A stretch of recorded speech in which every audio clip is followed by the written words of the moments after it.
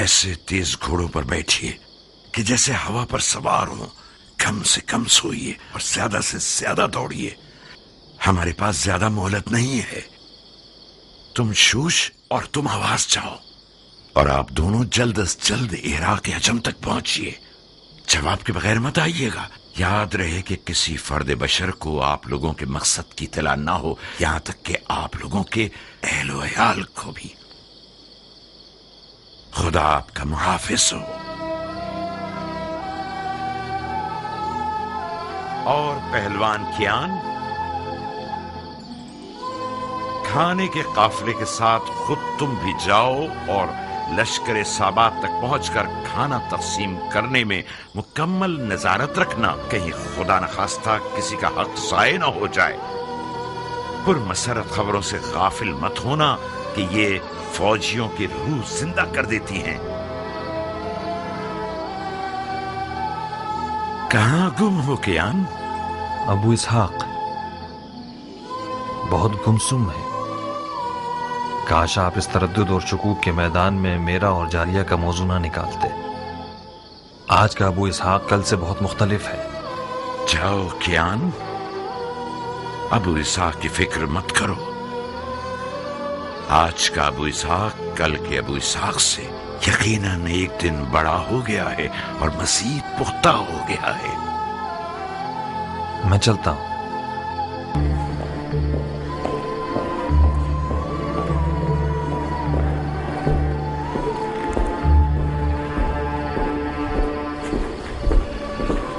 بانو جادہ کو دیکھا مختار؟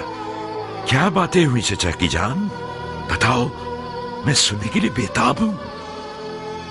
مختار، تمہارے لیے بھی یہی بہتر ہے کہ اپنی کھیتی باڑی اور زراعت پر تکیہ کرو۔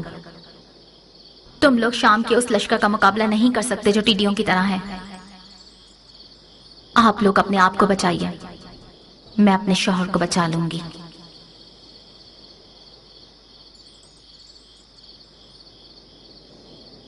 چچا جان،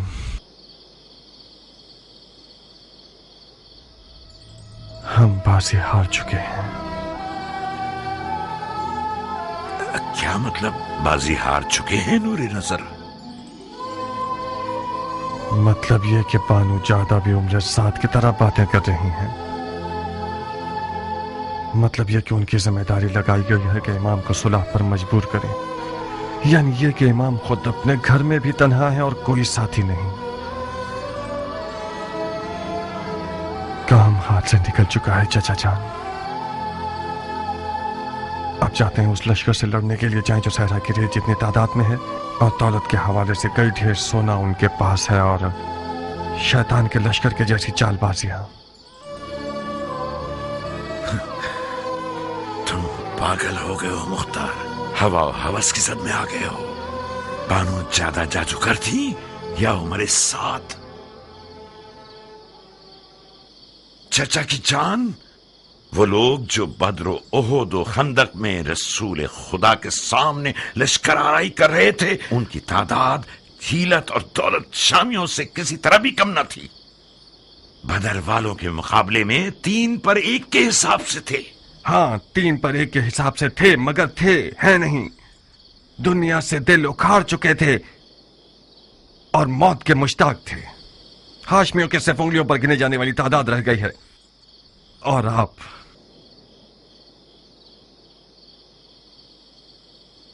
شیعیان عراق عجم اور شوش اور آواز کے ساتھ مل کر ہم فوج بنا رہے ہیں مختار۔ چچا جان، ہم خواہ مخواہ زور لگا رہے ہیں۔ وہ لوگ جو خود کو پسر پیغمبر کا فکر مند کہتے ہیں، وہ ہم سے زیادہ محکم برہان رکھتے ہیں۔ صلح حدیبیہ، مجھے یقین ہے کہ مولا بستر سے اٹھیں گے اور انہیں صلح کے لیے آمادہ کر دیا جائے گا۔ تو جب تک فرصت ہے پیچھے آ جائیے اور معاویہ سے صلح کر لیجیے۔ نہیں، مجھے یقین نہیں آ رہا کہ یہ باتیں میں اس بیٹے سے سن رہا ہوں جس کا باپ غسل شہادت کر کے میدان میں جاتا تھا۔ مجھ سے چاہتے ہو کہ ساری زندگی کی علی کی محبت کو چھوڑ دوں اور معاویہ کو پکڑ لوں؟ वो भी उन दिनों में जब मेरे पांव कब्र में लटके हुए हैं। अफसोस, अफसोस, अफसोस।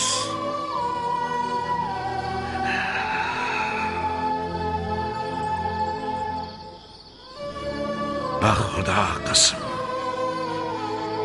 ये जो मेहंदी मेरे हाथों पर देख रहे हो, ये शहादत की मेहंदी है। अफसोस मुख्तार,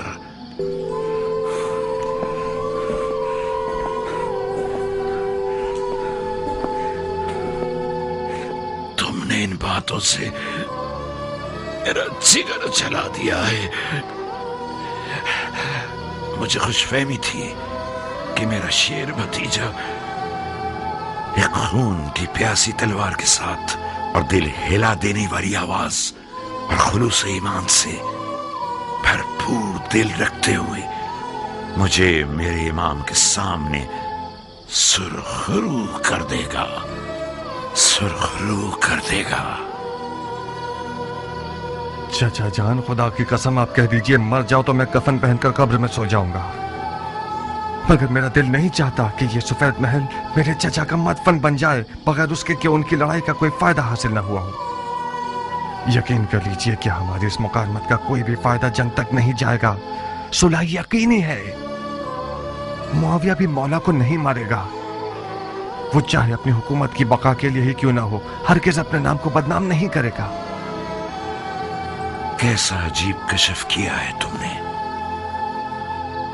जाओ मुख्तार, जाओ।